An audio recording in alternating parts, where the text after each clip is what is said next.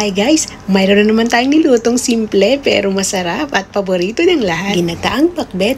Samahan niyo ako magluto. Initin ang kawali at mantika. Ilagay ang malaking hiwa ng luya. Igisa hanggang lumabas ang aroma. At isunod ang hiniwang pulang sibuyas. Igisa lang din hanggang maging translucent ito. Isunod na rin ang bawang at ang blanched pork belly na hiniwa ng maliliit. Igisa lang ito hanggang mag-darker ng konti ang kulay. At isunod ng mixed vegetables na sitaw, talong, ampalaya at kalabasa. Ilagay rin ang siling haba.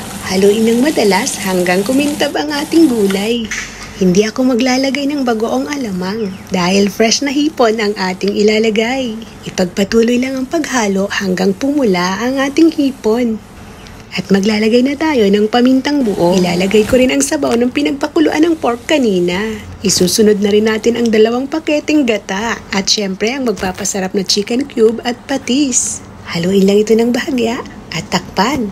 Iluto ito ng 8 minuto. Pagkatapos ng 8 minuto, check natin. Medyo marami pa ang sabaw, kaya hayaan lang natin ng another 2 minutes.